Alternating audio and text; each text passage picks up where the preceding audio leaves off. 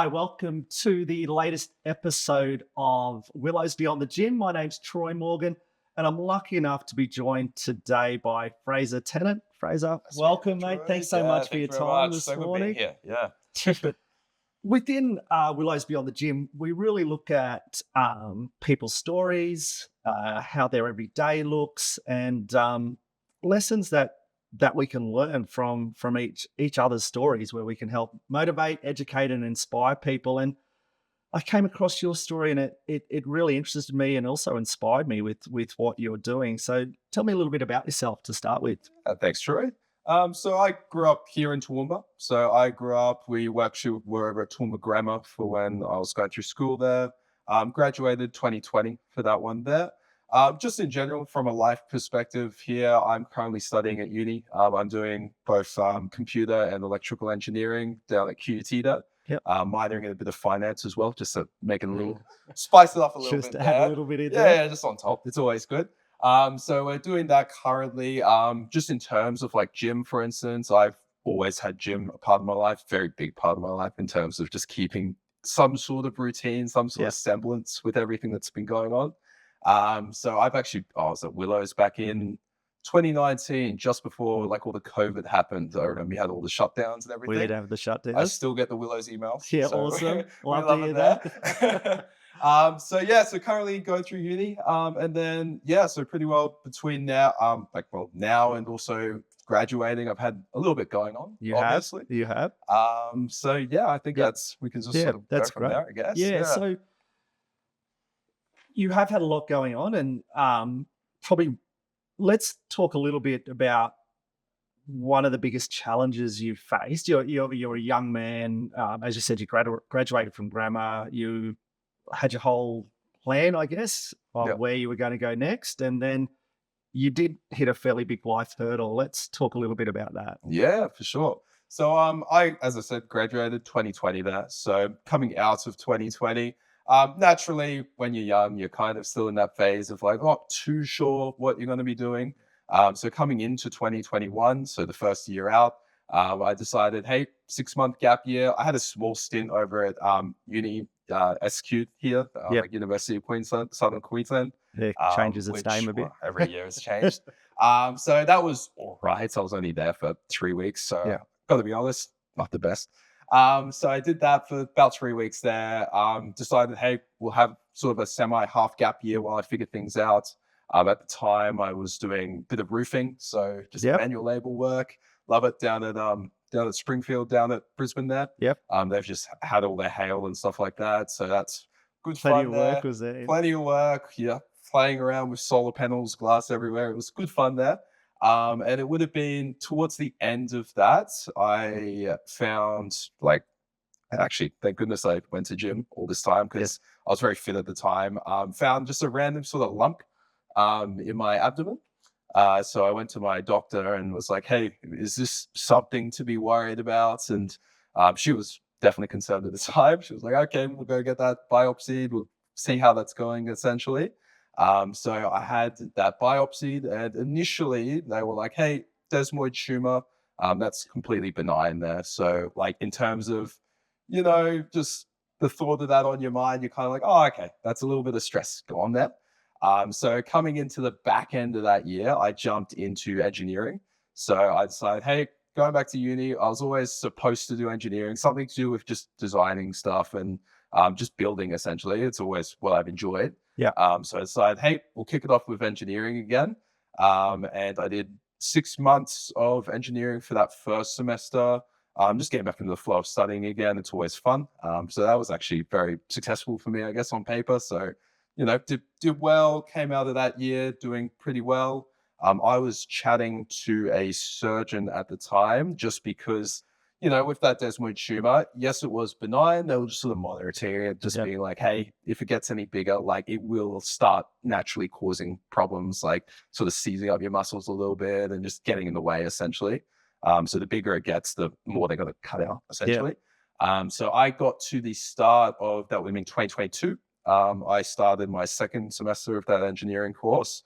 Got only to week 4 though, because then at that stage it was growing decently rapidly. So they were like, hey, look, we need to surgery sooner rather than later kind of thing. So at that stage, just to get off your mind, you're like, okay, we'll just get out of the way. I'll start back up again in the next semester. So that was my other 6 month hiatus. So I thought, so yeah, at that stage, that's where they found, well, they, did the surgery, 5-pack Fraser now. I have sort of like a weird, removed from the abdomen. So it's from my middle abdomen on my left side, but it's like kind of in the middle of it there. So on the outside, I've still got a bit of that there. It's kind of 5.5-pack, we'll call it. So with that one there, took it out, didn't really hear back from him for 3 weeks. So that was definitely a shock in terms of just recovering from that in general. It was just, you come out of Your that whole surgery, core, yeah. your whole core is messed up. And you just, even just coughing or anything like that, Yeah. you're just out for it. Especially coming up, you would go just getting up to the bathroom, for instance. They just sort of make you move as much as possible, and you're like, please just let me lie here all day, kind of thing. But yeah, you just sort of, once you don't have an ab, which really works, you kind of go, oh, that's a bit of an important thing. It makes a big difference. Just a little bit. So they pulled that one out. Recovery for that one was rough to start with. In all honesty, it wasn't terrible in terms of, I think just honestly, like just going to the gym for all this time leading I was up just going to ask it. you that. So, Like, do you believe if you hadn't been going to the gym and looking after yourself, yeah, your recovery would have been, 100%, yeah, so much worse. not been Like, having that core you strength and don't the have the strength core around? strength. I've been squatting for a very big part of my life. That not only is it building your outer core, a lot of your core is focused on your inner core as well. So it's like just your general stability is just so important. It's a really good message, isn't it? Like, Going into that, it's just so much better to have all the muscles and everything working as good as they can around that, despite losing it. It's a great message because you never know what's coming in life, and you're a great example of that. So being able to, and I call it training for life, and you've training much is a big part of your life. So to have that base, I guess, would have been great with your recovery. But sorry, I interrupted, but I just wanted to. For sure. It's like I'm talking about very, recovery, especially in this day and age, I think it's very important for like the sort of preventative side of things. I think it's just like, prevention is better than the actual treatment of anything. Such a great like when it comes to anything. Yeah. It's like you want to be the just sort of saying that it's probably a bit corny, but it's like, you'd rather be a warrior in the garden than a gardener in the war kind of thing. I love so that. It's like good to just sort of have that baseline. So having that foundation in fitness, it's one of those things where for me anyway, it was awesome in terms of, initially, obviously you just lost an ab. It's hard. Oh, particularly as a young man. For sure. Especially like from a, in my mind, it's very like, I've always been health orientated. Like ever since grade 11, really, I've kind of strived to have that peak, like fitness peak physique. Yeah, so it's a big deal. Like it's a big life change for you. For sure. For sure. So so from there, you've had the tumor removed. There, they essentially they were like, hey, we'll get back to you. We'll see what's actually happening here in terms of what it was. Because I had that initial biopsy where it was a desmoid tumor. So then we got about 3 weeks after surgery, I got a phone call from my surgeon, and just out of the blue, and it was like, so we've been sending this around. We haven't seen it for. Like we just haven't seen this, so they were sending it out to little bits of it out to America. I'll be in some journal somewhere, but it came back and it was diagnosed as a rhabdomyosarcoma, they call it. So a little bit of a nice short word there for you. So it's a rare, like very rare, obviously, like muscle tumor essentially. So no longer benign. That was malignant, unfortunately. Wow. So with that one there, that would have happened on. Would have found that out on about a Wednesday, and then by the following Monday, I was getting a port put in. So if you ever, for your chemo and stuff, about chemo, there you have the port, so they're not going into a vein all the time, just connects straight to your heart and your arteries. So essentially pumping chemo straight in. That would have been Monday. I had to pour it in. By the following week, I started on my chemo, so that was a fun time, bit of a shock there. I guess. Wow. So Yeah. have it removed. You hadn't heard from them, so you're thinking maybe this is okay. I'm still benign. Yep. No And news then is good next news. minute you've got the news. Yeah. Then you're getting chemo. Mentally, how were you coping there? Like that's a massive shock. Yeah, it was weird at the time, I will say. It's one of those things where the initial shock of, I guess, finding out I had a tumor in the first place, Yeah, like, yes, you find out it's benign, you're like, "Oh, that's nice," but there's still that sort of thing lingering on your mind of like, what yeah, if, or like, yeah, "Oh, I've still got it," right? You yeah. still have to have that thing that's, you've been told, "Oh, you're potentially gonna have to remove it at some point." Mm, So going from that into that, it was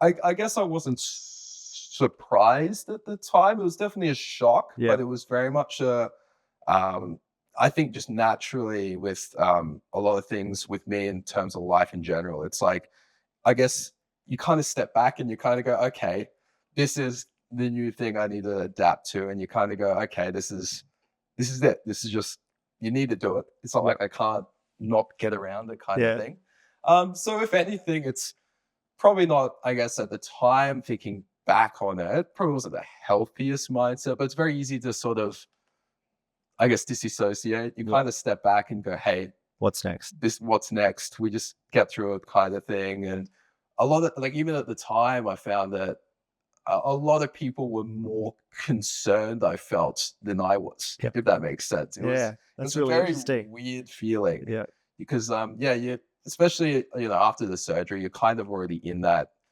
kick down recovery mode, and you're mm. kind of like, okay, here we go. Yeah. And during chemo, so you've always had your physical fitness mindset and a routine. Yeah. Did you continue to have some sort of routine during that chemo? I know having had in my own experience, Mm. you don't have you feel pretty ill and you don't have as much energy. What sort Yeah. of things did you do for your well-being during that period?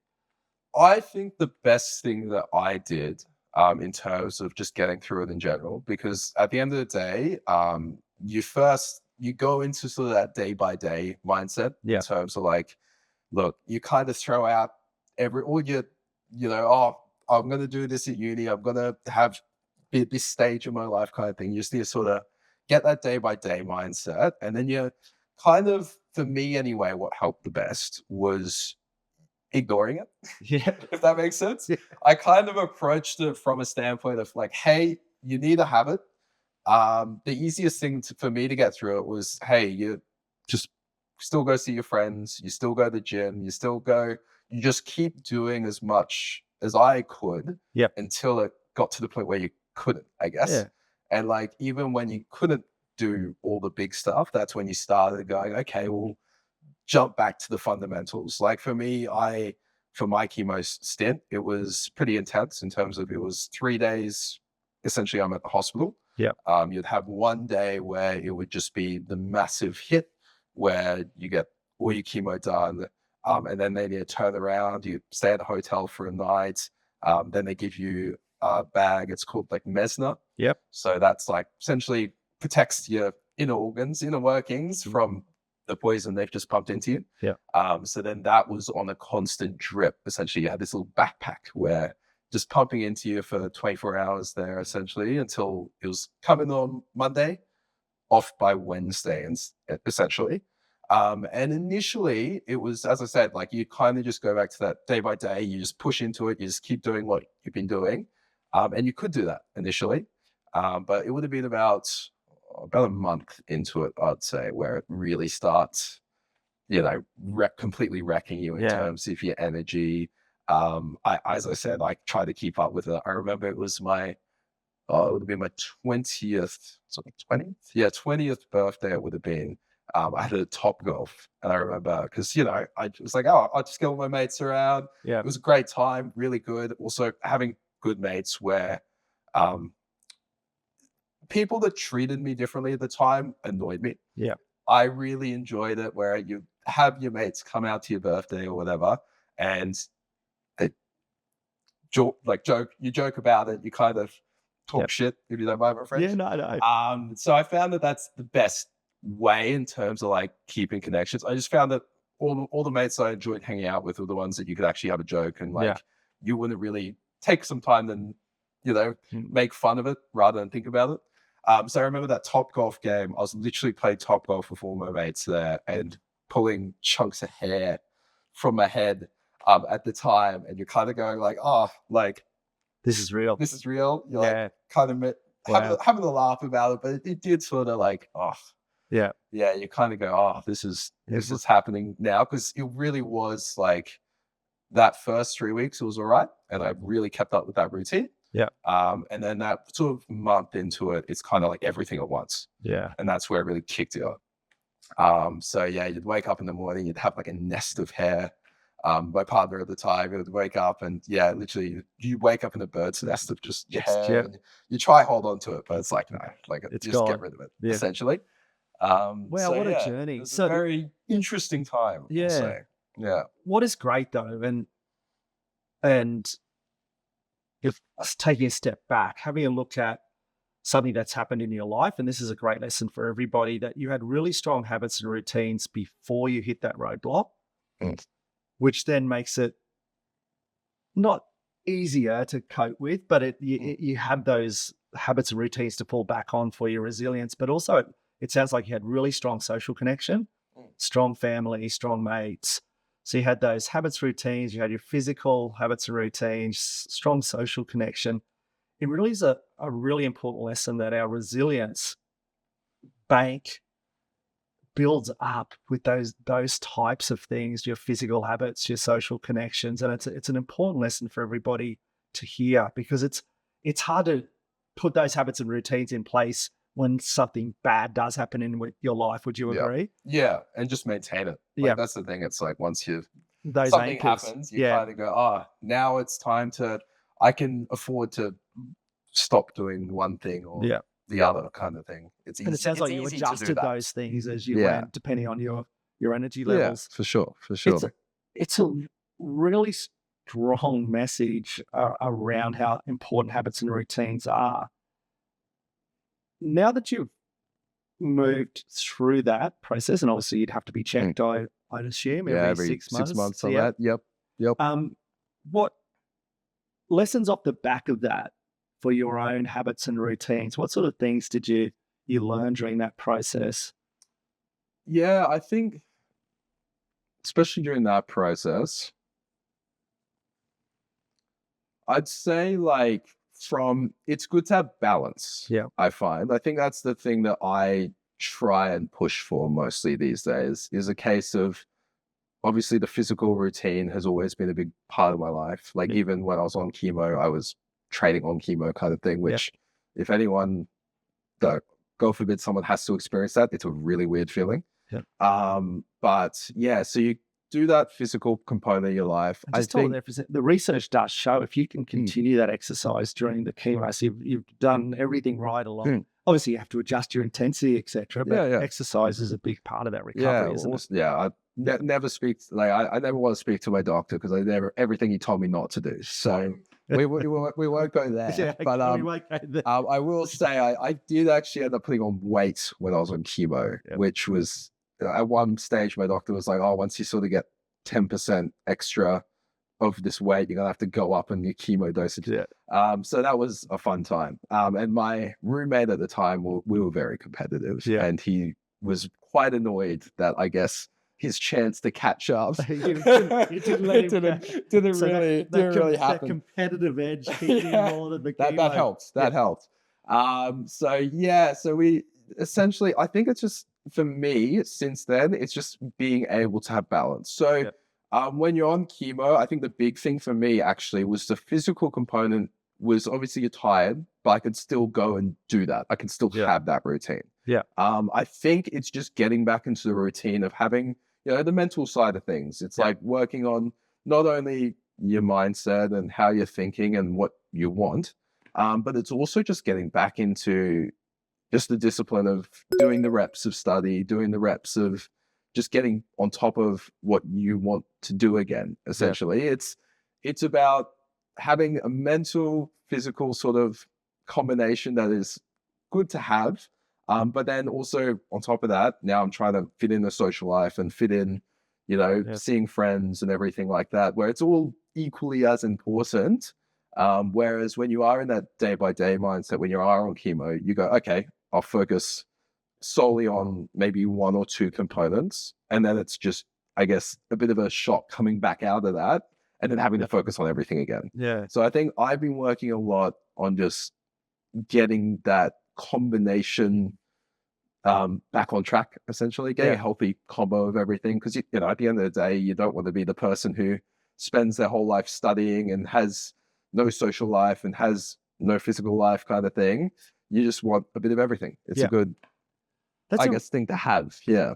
that's a really good discussion to have. And often when we're in my line of work talking to people and they go, well, I can't get a habit and routine around physical health, or I can't get that balance around my social connection. Listening to you, you used the strength that you had in your ability to have routine around your physical, and you seem to be transferring that into other aspects of your life. And I think that's a really important message, that we all have different strengths, and it's looking at what we do well in those aspects of life and see if we can transfer it into those other components. Yep. And it sounds like your physical component is a real anchor that you're using to find balance in Yeah. everything else, which is a great sure. message for everybody. Then you come out of that, you try to find balance, you get back into studies, you've got study going on, you've got social connections Yeah. going on. Yep. I know you're working as well, and then you've still got all your physical fitness that you love to involve. What does a normal day look like for you? How do you fit all that in? Yeah, a typical day. Like, in all honesty, I find that I have very much, I think going for a very strict structure for me doesn't work very well. Yep. I have very much tried your whole, like, hey, you force yourself to get up and go and be at the gym at this time, do work at this time. I just think for me personally, that was very unrealistic. Especially when you're working like shift work where it's like, hey, you might be working at a different time on this day or not working at all on this day. It's very interesting to, I guess, balance that. Yeah. I find for me, the best thing that's been working for me recently, especially, is you've just got, have maybe 3 to 5 things where it's your must do's. Yep. So it's like, hey, it doesn't matter what time it is during the day, you just have to do it. So it's like, okay, if I wake up, let's just say I have a shift where it starts at 7 a.m. And in my mind, I'm like, hey, I'm not going to be at gym beforehand in terms of getting there because that will actually mess up my sleep. Because in general, I love to get that 8 hours of sleep. Yep. I sort of, Great message. I'm more of a 10 to 6 kind of guy. I'm not too fussed on waking up super, super early. I think it's just important to have that just general good, healthy amount of sleep. Yep. So I find that for me, it's like you have maybe 3 things where it's your must-dos. Whether you wake up in the morning and go to gym, which a lot of the time I will do. So I'll get up. Whenever I do gym in the morning, I'll have, light meal. I don't like to have like a super heavy breakfast, especially if I'm training early. I find that just in terms of your focus, it kind of puts you out of whack there. Yeah. And then you'll go from gym to work. Afternoon for me is going to be uni. So I will, I guess a regular day ideal day would be gym in the morning, work midday, jumping into that uni work at night, essentially to keep on top of everything. But yeah, it's just your musts. So it's like, hey, if that comes out in some weird order where, hey, I'm starting work at midday or something, you would maybe do your uni in the morning if you're not feeling like that gym. It's just like, at the end of the day, you have to do it. Once again, another great message, because I guess a lot of the Instagram influencers and fitness influencers out there you have to do things this way and you've got to do it.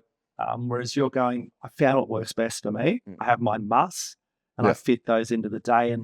And for me, that's the best plan is a plan you'll do. And you found your best plan. Yeah. And it doesn't have to fit into any particular model that's out there. I think society as a whole, the message with regards to fitness, physical fitness particularly, is there's only one way to do it and you have to do it in this order. But finding what works for you in life is so important. And I love that message that you've got after all that, you're back into study, which is fantastic. You enjoying your study? It's Oh, we enjoy it enough. yeah, you're getting through it. Yeah, I I'm was currently doing exams my right now, so yeah, so my daughter's a QUT. I was yeah. had lunch with her yesterday afternoon in the middle of exams. Yep. Always an No, it's interesting good. time, It's good. isn't it?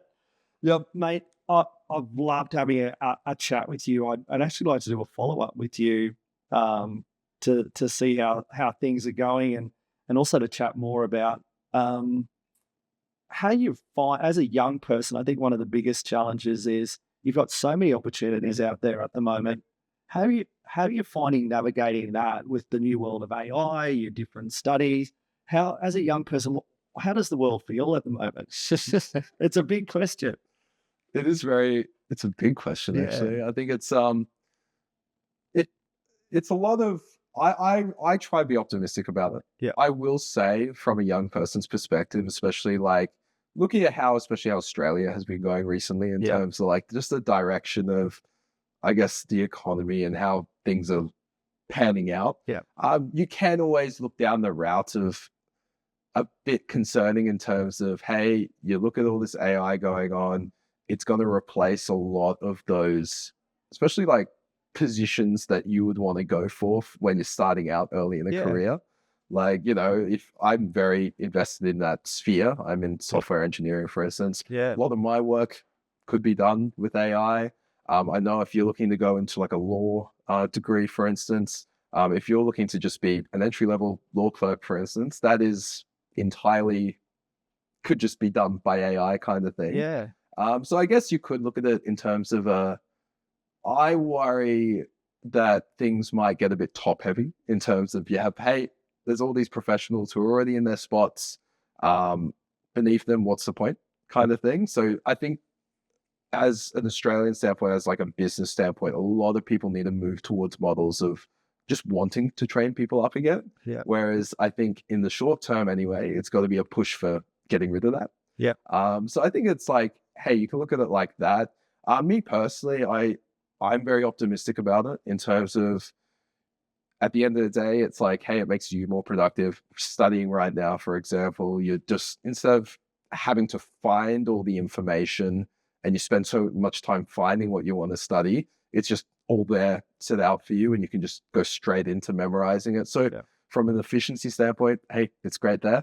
I guess it is, you know, can be concerning there for the future, but I think it's just like, just I in love your general, outlook. there's so many different avenues you can go Yeah. with life. Like, I think there's going to be there'll be a bit of a teething period, obviously, but then you've got, I come from a perspective of, hey, there's going to be more opportunities made by that. Especially from my perspective, I really want to use my degree in terms of go do what I want kind of Yeah. thing. And from just a sheer, hey, if you're wanting to go do whatever you want in life, it's there to help you. Like it is your own assistant. It's your own extra thing that, just gets rid of the monotony of like, going through a ton of data that in the past I've done data Yeah. entry, for instance, as a job, which just shouldn't be a job really. Mind Like in, numbing. in all honesty, it's Yeah. like it is one of those mind numbing things. Whereas if an AI does that, Yeah. I don't think anyone should do data entry. It's like Absolutely love your outlook, and I I love think that it's you're one of looking those at it as things. an opportunity. And Mm, I agree with you. I think it's going to create opportunities that you can really move into a field that you love and yeah. create a difference. And I think we need more young people like you, Fraser. It's been great having a chat with you. Thanks, And I Troy. definitely will get you back to have. I've got a lot more Yeah, we'll questions I want to ask you. see where we're up to. Yeah, check in with your journey. And well, last question without notice. Yeah, go for it. If Go for it. you had I'm giving you a billboard in the middle of Toowoomba, what is your message on that What is my billboard? message? Mm. I think I'm gonna go back to I always joked when I was younger, I would have this saying that like no matter what was going on, you'd always just feel like she'll be right. She'll be She'll be right. right. And I think just from a standpoint of like there's all this stuff going on in the world right now, and it's so easy, I guess, to like complain about something. There's always something to complain about. I think I think everyone gets stuck in that trap. I get stuck in that trap, for instance. I think it's just important to, she'll be right. As from a humanity standpoint, life has always gone on.